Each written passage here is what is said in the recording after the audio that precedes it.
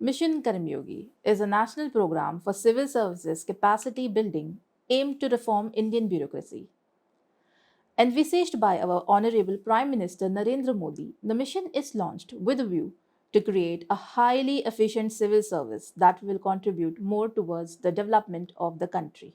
The institutional framework for the mission has been designed by the Department of Personnel and Training under the guidance of Honorable Union Minister Dr. Jitendra Singh. In India, there are 20 million bureaucrats touching the life of the citizens on a day to day basis. Civil servants play one of the most crucial roles in formulating the public policies as well as their execution. They are the backbone of our country. A lot of expectations of the nation are attached with the performance of these officials, who come from different background, environment, capabilities, and discharge diversified duties assigned to them. Mission Karmyogi, on the other hand, was envisaged to transform the HR management system for civil servants from rule based to role based in totality and in developing suitable competency. This has led to the development of a competency based human resource in governance for civil servants. Competencies have been defined in many ways. However, the most practical and an easy way to understand is that competencies are those underlying characteristics of an employee which can result in effective and superior performance in a job or a role. The new competency based governance model under Mission Karmyogi provides an opportunity for central training institutes like ours to design competency based training for the Indian civil service. There are 30 competencies which have been categorized under five broad categories. They are ethos, ethics, equity, efficiency, and productivity. Each competency has a definition and its proficiency level. Further, each proficiency level has behavioral indicators which are objective, measurable, and are required for various positions in the ministries and departments. The prime objective of CBTs is to stimulate the inner strength and capabilities and also to improve the functional competencies of individual officers. Under the first competency ethos, today we will talk about leading others. Leading others, as the name suggests, means to engage, energize, and enable the team to execute a task and excel. It means to influence, motivate, and enable others to contribute towards the effectiveness, achievement of goals, and success of the organization. Leadership is not about a position or an authority. It focuses on the strategies that promote organizational creativity and adaptability. It is emergent, interactive, dynamic that can produce adaptive outcomes. And leaders are individuals who act in ways that can influence this dynamic. So, what is required to be a good leader? To be a good leader, one needs to have the right skills to lead others, which means having the knowledge, skills, competency, and understanding of how to engage, motivate, and manage people. Leaders are expected to formulate a vision, set a strategy, and motivate people towards common organizational goals. The typical qualities desired from leaders is subjective. However, the old common belief is of command and control, more or less. Certainly, the 21st century workplace demands a different type of leadership style altogether. All over the world, ordinary people work with remarkable success in extraordinarily challenging situations, yet do not advertise superhuman characteristics in their leadership styles. Early research investigated leadership traits where scholars worked to understand what special traits such as mental ability, physical, and social skills a leader must have to be effective at leading their organization. Later research, however, focused on leadership behavior, that is, what leaders actually do so that they can be effective in their organization. At the same time, another line of research focused on leadership style studied how a leader works to decide what type of leadership is the best. This research led to a focus on two distinct yet contrasting styles of leadership, commonly referred as transactional and transformational. Transactional leaders influence employees primarily by rewarding their efforts through material means, clarifying tasks and role work requirements. They use rewards to reinforce behavior and intervene when work is below standard.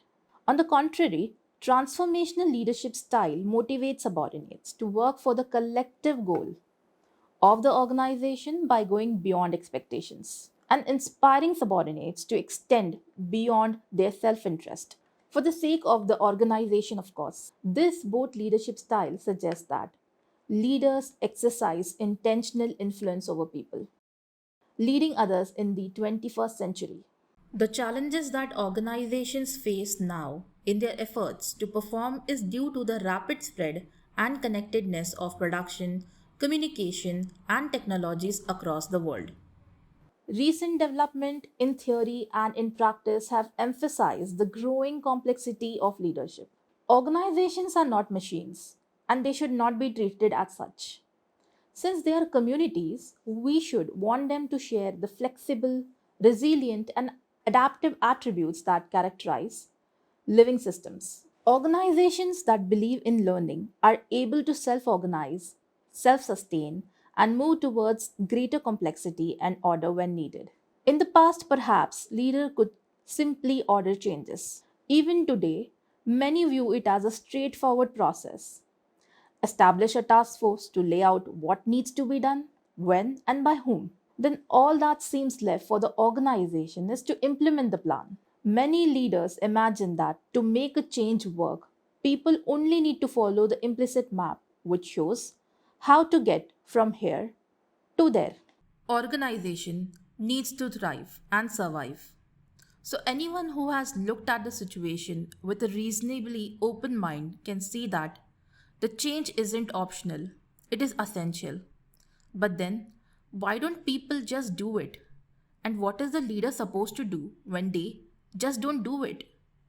When people do not make the changes that needs to be done, when deadlines are missed, costs run over budget, and valuable workers get frustrated. The trouble is, most leaders imagine that transition is automatic, that it occurs simply because the change is happening.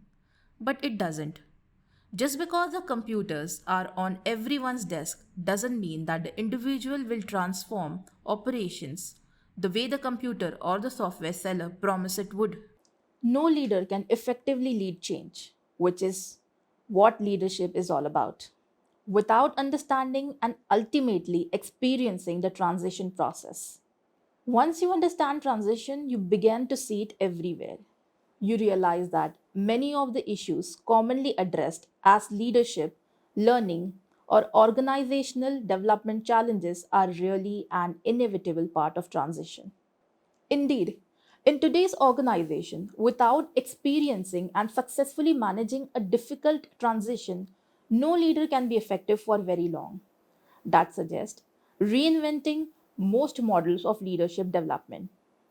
The best leadership development programs implicitly address the challenge of understanding change. They are experiential, tailored to the needs of the leaders, and based on delivering real world results. But most could be strengthened by explicit attention to the transition management. What mature leadership looks like. Actively care about people, recognize their different needs, and apply moral imagination.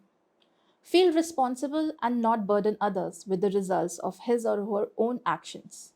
Respect other person the way they are as unique individuals and act in a way that preserves their dignity. Invest in knowledge, that is, permanently learn and gain new social, ecological, psychological, and other insights in order to apply them in the strategic thinking as well as daily decision making. In times of high stress, such as in an emergency like a fire or a flood, well documented and practiced command and control procedure can be a good approach to leadership. However, when the situation is less stressful and the time is less constrained, then viewing leadership as a bottoms up approach, interactive, emergent, dynamic is suggested as a good strategy. In today's world, where leaders across the globe are responding to a backdrop of pandemic, economic collapse, and civil unrest, the context for leadership has been completely disrupted. Leaders are being asked to make decisions in the context that cover all types of situations, from full emergencies to what might be considered old normal operations, to everything in between, perhaps even more so today than ever before.